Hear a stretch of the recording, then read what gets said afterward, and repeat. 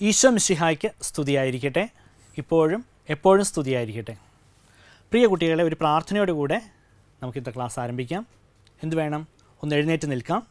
എന്നിട്ടോ കൈകൾ കൂപ്പി നിൽക്കാമൊന്നായി ധ്യാനലീനം നാം. കൈകൾ കൂപ്പി നിൽക്കാമൊന്നായി ധ്യാനലീനം നാം. പിതാവായ ദൈവമേ, രക്ഷകനായ മിശിഹായെ അയച്ച് ദൈവമക്കളുടെ സ്വാതന്ത്ര്യത്തിലേക്ക് ഞങ്ങളെ നയിച്ചതിന് ഞങ്ങൾ അങ്ങേക്ക് നന്ദി പറയുന്നു. ഇന്നത്തെ ക്ലാസ്സിൽ ശ്രദ്ധാപൂർവം പങ്കെടുത്തുകൊണ്ട് ഞങ്ങളെ പറ്റിയുള്ള അങ്ങയുടെ രക്ഷാകര പദ്ധതി തിരിച്ചറിയുവാൻ ഞങ്ങളെ സഹായിക്കണമേ. ആമീൻ. കഴിഞ്ഞൊരാഴ്ച എങ്ങനെയുണ്ടായിരുന്നു? നന്നായി പോയോ? എല്ലാവരും ഹാപ്പിയല്ലേ? ശരി. കഴിഞ്ഞ ആഴ്ച ഏത് പാഠമാണ് നമ്മൾ പഠിച്ചത് ഓർക്കുന്നുണ്ടോ? 6ാമത്തെ പാഠം സ്വാതന്ത്ര്യത്തിലേക്ക് എന്നുള്ളത് നമ്മൾ പഠിച്ചത്. അതിൻ്റെ ആദ്യ ഭാഗമാണ് നമ്മൾ പഠിച്ചത്. അതിൽ നമ്മൾ 3 കാര്യങ്ങളാണ് നമ്മൾ പഠിച്ചിട്ടുണ്ടായിരുന്നത്. ഏതൊക്കെയായിരുന്നു?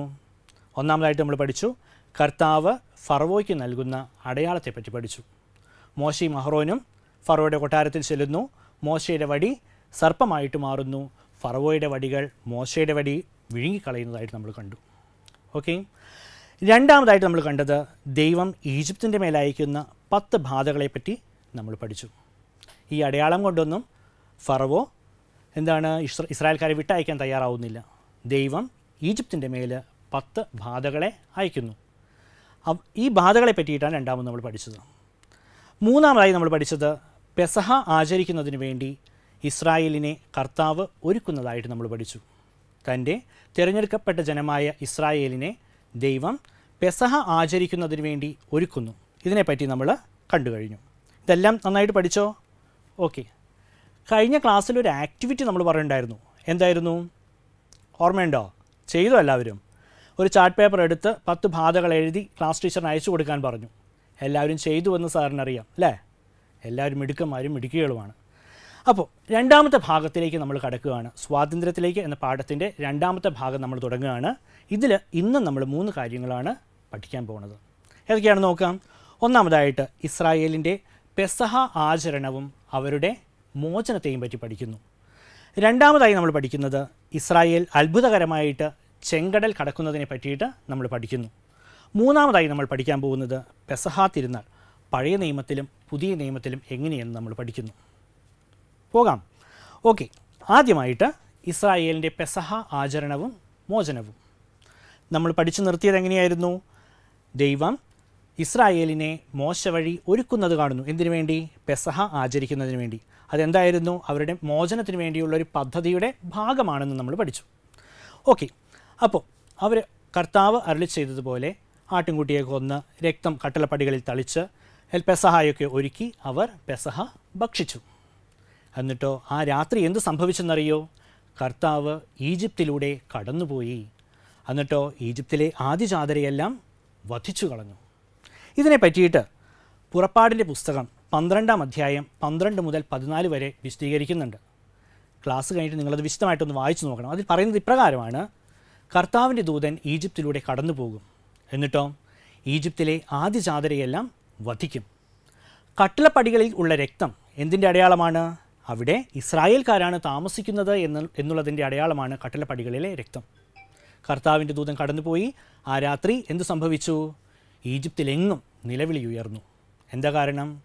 അവിടുത്തെ ഭവനങ്ങളിലെല്ലാം ആദ്യജാതർ വധിക്കപ്പെട്ടിരിക്കുന്നു. കൊട്ടാരമെന്നോ സാധാരണ ഭവനമെന്നോ വ്യത്യാസമില്ലാതെ എല്ലാ ഭവനങ്ങളിലെയും ആദ്യജാതർ വധിക്കപ്പെട്ടു.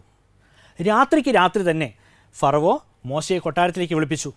എന്നിട്ട് പറഞ്ഞു, ഇനി ഒരു നിമിഷം പോലും നിങ്ങൾ ഇവിടെ നിൽക്കരുത്. നീ ആവശ്യപ്പെട്ടതുപോലെ കർത്താവിനെ ആരാധിക്കാൻ പോയിക്കൊള്ളുക. ഇസ്രായേൽക്കാരെ എനിക്കിനി എൻ്റെ മണ്ണിൽ കാണാൻ പാടില്ല. ഇസ്രായേൽക്കാരോ എല്ലാം ഒരുങ്ങിയിരിക്കുകയാണ്. അവർക്കുണ്ടായിരുന്ന വസ്തുവകകൾ, കന്നുകാലികളൊക്കെ റെഡിയാക്കി ഇവർ പോകാൻ റെഡിയായിട്ടിരിക്കുകയാണ്. പോകുന്നതിന് മുമ്പ് അവരൊരു കാര്യം കൂടെ ചെയ്തു. എന്താണെന്നറിയോ? ഈജിപ്തിലെ ഭവനങ്ങളിൽ ചെന്നിട്ട് ആവശ്യപ്പെട്ടു. എന്ത്? സ്വർണം കൊണ്ടും വെള്ളി കൊണ്ടും ഉള്ള ആഭരണങ്ങളും മറ്റു വസ്തുക്കളും തരാൻ ആവശ്യപ്പെട്ടു. കിട്ടിയതൊക്കെ കെട്ടിപ്പറക്കി അവർ രാത്രിക്ക് രാത്രി യാത്ര പുറപ്പെട്ടു. നമ്മൾ ഇതുപോലെ ഒരുങ്ങിയിരിക്കണം. എന്തിനാണെന്നോ? ചെറിയ പാപങ്ങളൊക്കെ ചെയ്ത് ചെറിയ കുഴപ്പങ്ങളൊക്കെ നമ്മൾ കാണിക്കാറുണ്ടല്ലേ? അങ്ങനെ തെറ്റ് ചെയ്ത് പാപത്തിൻ്റെ അവസ്ഥയിലിരിക്കുമ്പോൾ അതിൽ നിന്ന് മോചനം നേടുവാനായിട്ട് നമ്മൾ പ്രാർത്ഥിച്ച് ഒരുങ്ങിയിരിക്കണം. ഓക്കെ. രണ്ടാമതായിട്ട് നമ്മൾ പഠിക്കാൻ പോകുന്നത് ഇസ്രായേൽ ജനം അത്ഭുതകരമായിട്ട് ചെങ്കടൽ കടക്കുന്നതിനെ പറ്റിയിട്ടാണ്. അങ്ങനെ തങ്ങൾക്ക് കിട്ടിയ വസ്തുവകകളും സംഘടിപ്പിച്ച കാര്യങ്ങളൊക്കെ ആയിട്ട് ഇസ്രായേൽ ജനം യാത്ര പുറപ്പെട്ടു. ഏകദേശം 2-3 ദിവസത്തേക്ക് യാത്രയൊക്കെ കഴിഞ്ഞ് അവരെത്തിച്ചേർന്ന് എവിടെയാണെന്നോ ചെങ്കടലിൻ്റെ തീരത്തെത്തി. അവിടെ എത്തിയപ്പോൾ 2 ദിവസമായില്ലേ യാത്ര, അവർ ക്ഷീണിച്ചു. അവർ വിചാരിച്ചത് കാര്യം ചെയ്യാം, ഒന്ന് വിശ്രമിച്ച് യാത്ര തുടരാം. ഇതേ സമയം ഈജിപ്തിൽ മറ്റൊരു സംഭവം നടക്കുന്നുണ്ട്. എന്താണെന്നറിയോ? അവിടുത്തെ പ്രമാണിമാർ രാവിലെ എന്ത് സംഭവിച്ചു? പാടത്തും അവരുടെ പാടശേഖരങ്ങളിലും പണിശാലകളിൽ ചെന്ന് പണി എടുക്കുന്നതിനെപ്പറ്റി നോക്കിയപ്പോൾ പണിയെടുക്കാൻ ആളില്ല. ഇത്രയും നാൾ ആരാ ചെയ്തിരുന്നത്? ഇസ്രായേൽക്കാരെ അടിമകളാക്കി ചെയ്യുകയായിരുന്നു. ഇവർ വേഗം കൊട്ടാരത്തിൽ ചെന്നു. ഫറവോയോട് പറഞ്ഞു, നമ്മൾ ചെയ്തത് മണ്ടത്തരമായി പോയി, അവർ വിട്ടയക്കാൻ പാടില്ലായിരുന്നു. ഫറവോയ്ക്കും തോന്നി ശരിയാണെന്ന്. ഫറവോ എന്ത് ചെയ്തു? സേനാനായകന്മാരെയൊക്കെ വിളിച്ചു ഒരു യുദ്ധത്തിൻ്റെ സന്നാഹങ്ങൾ ഒരുക്കി. കുതിരയും കുതിരക്കാരും വടിയും കുന്തവും വാളും പരിചയമൊക്കെ ആയിട്ട് അവർ പുറപ്പെട്ടു. എന്തിന്? ഈ ഇസ്രായേൽക്കാരെ തിരിച്ചു കൊണ്ടുവരാൻ. ഇസ്രായേൽക്കാർ വിശ്രമിക്കുമായിരുന്നു. അവർ പെട്ടെന്ന് നോക്കുമ്പോൾ ഈജിപ്തുകാരുടെ ആരവം കേൾക്കുന്നു. അവർക്ക് ഭയമായി. ഒരു വശം കടൽ, ഒരു വശം ഈജിപ്തുകാർ. എന്ത് വേണമെന്നറിയാതെ അവർ വിഷമിച്ചു. അവർ ചെന്ന് മോശയെയും കർത്താവിനുമെതിരായിട്ട് പിറുപിറുക്കാൻ തുടങ്ങി. നീ ഞങ്ങളെ കൊല്ലാൻ വേണ്ടിയാണ് കൊണ്ടുവന്നതെന്ന് അവർ ചോദിച്ചു. മോശ നഷ്ടധൈര്യനാകാതെ കർത്താവിനോട് പ്രാർത്ഥിച്ചു. കർത്താവ് കൽപ്പിച്ചത് പ്രകാരം മോശ തൻ്റെ വടിയെടുത്ത് കടലിന് നേരെ കാണിച്ചു. എന്താണ് സംഭവിച്ചതെന്നറിയോ? കടലിലെ ജലം മുഴുവൻ 2ആയി പിളർന്ന് ഒരു ചിറ പോലെ മതിൽ പോലെ രൂപപ്പെട്ടു. കടലിൻ്റെ നടുക്ക് ഒരു വഴി തെളിഞ്ഞു വന്നു, ഉണങ്ങിയ ഒരു വഴി തെളിഞ്ഞു വന്നു. ഇസ്രായേൽക്കാരെന്ത് ചെയ്തു? അവിടെ നിന്നും മറുകര കടക്കാനായിട്ട് ശ്രമിച്ചു. അവർ തങ്ങളുടെ വസ്തുവകകളെല്ലാമായിട്ട് കന്നുകാലികളൊക്കെ ആയിട്ട് ചെങ്കടൽ കടക്കാൻ തുടങ്ങി. ഇവർ കടന്നു കഴിഞ്ഞപ്പോഴത്തേക്കും തൊട്ടുപുറകെ ആരുണ്ട്? ഈജിപ്തുകാർ, കുതിരയും കുതിരക്കാർ, സേനയൊക്കെ ഉണ്ട്. ഇവരേകദേശം കടലിൻ്റെ നടുക്ക് എത്തിയിട്ടുള്ളൂ. ഇസ്രായേൽ ജനം കടന്നു കഴിഞ്ഞപ്പോൾ മോശ എന്ത് ചെയ്തു? കർത്താവിൻ്റെ നിർദ്ദേശപ്രകാരം വീണ്ടും വടിയെടുത്ത് കടലിന് നേരെ കാണിച്ചു. എന്ത് സംഭവിച്ചു? 2ആയി പിളർന്നുപോയ ജലം ഒന്നിച്ചുകൂടി. എന്തുപറ്റി? ഈജിപ്തുകാർ വെള്ളത്തിൽ മുങ്ങിച്ചത്തു. അങ്ങനെ അത്ഭുതകരമായിട്ട് ഇസ്രായേൽ ജനം രക്ഷപ്പെട്ടു. നമുക്കും ഇതുപോലെ പലപ്പോഴൊക്കെ നമുക്ക് തോന്നും നമ്മുടെ വഴി അടഞ്ഞിരിക്കുകയാണ്, നമുക്ക് മുമ്പിൽ ഒരു മാർഗ്ഗമില്ല എന്ന് തോന്നും.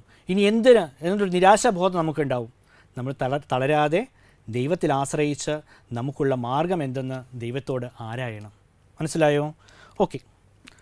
മൂന്നാമതായിട്ട് നമ്മൾ പഠിക്കാൻ പോകുന്നത് പെസഹ തിരുനാളിനെ പറ്റിയിട്ടാണ്. പെസഹ തിരുനാൾ പഴയ നിയമത്തിലും പുതിയ നിയമത്തിലും എപ്രകാരമാണ് എന്ന് നമ്മൾ പഠിക്കാൻ പോകുന്നു.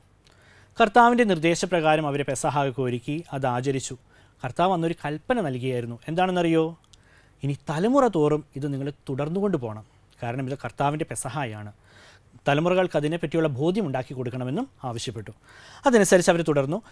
അപ്പോൾ ഈ പെസഹകൾക്ക് പഴയ നിയമത്തിലെയും പുതിയ നിയമത്തിലെയും പെസഹയ്ക്ക് ഒരു പ്രത്യേകതയുണ്ട്. പഴയ നിയമത്തിലെ പെസഹയുടെ പൂർത്തീകരണമാണ് പുതിയ നിയമത്തിലെ പെസഹ.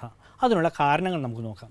അതിനു മുമ്പ് ഒരു കാര്യം, ഈ പെസഹ എന്ന വാക്കിൻ്റെ അർത്ഥം ഒന്ന് പഠിക്കണ്ടേ? പെസഹ എന്ന വാക്കിൻ്റെ അർത്ഥം കടന്നു പോകൽ എന്നാണ്.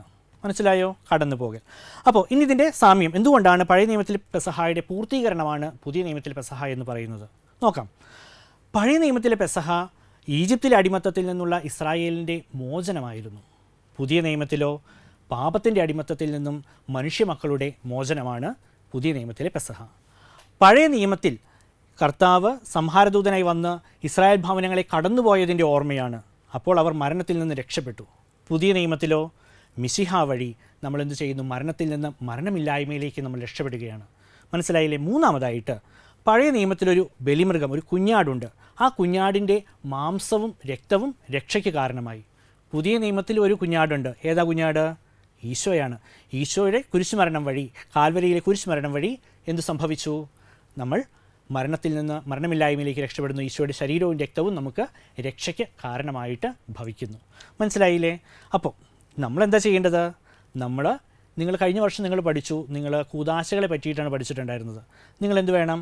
നമ്മൾ കൂദാശകളൊക്കെ സ്വീകരിച്ച് നമ്മളും ഒരുങ്ങിയിരിക്കണം. രക്ഷയുടെ അനുഭവത്തിലേക്ക് കടന്നു വരണം. പ്രത്യേകിച്ച് വിശുദ്ധ കുർബാനയിൽ സജീവമായിട്ട് പങ്കെടുക്കണം. വിശുദ്ധ കുർബാന ഉൾക്കൊള്ളുന്നവരാകണം. മനസ്സിലായോ? അപ്പോൾ ഇന്ന് പഠിച്ച 3 കാര്യങ്ങൾ നമുക്ക് ഒന്നുകൂടി എന്ത് ചെയ്യാം? റിവൈസ് ചെയ്ത് പോകാം. അപ്പോൾ ആദ്യമായിട്ട് നമ്മൾ പഠിച്ചത് ഇസ്രായേലിൻ്റെ പെസഹ ആചരണവും മോചനത്തെയും പറ്റിയിട്ട് നമ്മൾ പഠിച്ചത്. അവർ പെസഹ ഒരുക്കി, അതനുസരിച്ച് അവരെന്ത് പെസഹ ആചരിച്ചു. രാത്രി സംഹാരദൂതൻ കടന്നുപോയി. അതോ രാത്രിക്ക് രാത്രി തന്നെ ഫറവോ ഇസ്രായേൽക്കാരോട് ഈജിപ്ത് വിട്ട് പോകാൻ ആവശ്യപ്പെട്ടു. അവർ അവിടെ നിന്നും രക്ഷപ്പെട്ടു പോയി.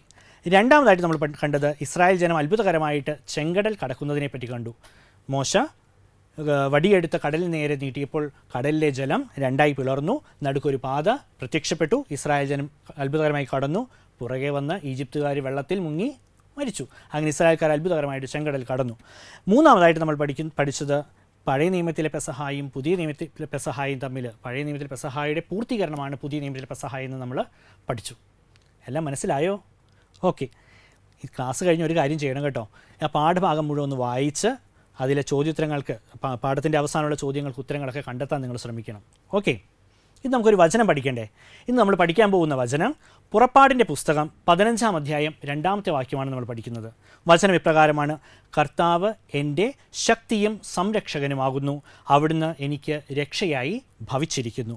കർത്താവ് എൻ്റെ ശക്തിയും സംരക്ഷകനുമാകുന്നു, അവിടുന്ന് എനിക്ക് രക്ഷയായി ഭവിച്ചിരിക്കുന്നു. പുറപ്പാട് 15:2.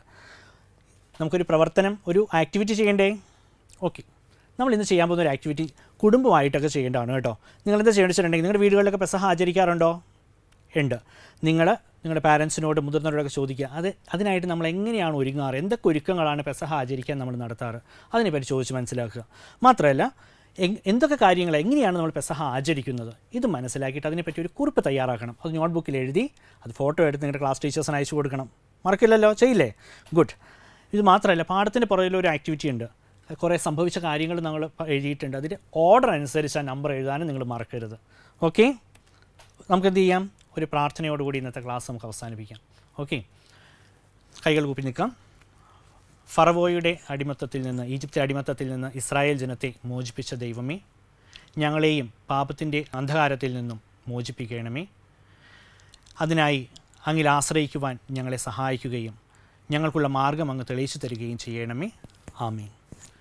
അപ്പോൾ എല്ലാവർക്കും നല്ലൊരു ദിവസവും നല്ലൊരാഴ്ചയും നിങ്ങൾക്ക് ആശംസിക്കുന്നു. ഈശോ മിശിഹായ്ക്ക് സ്തുതിയായിരിക്കട്ടെ.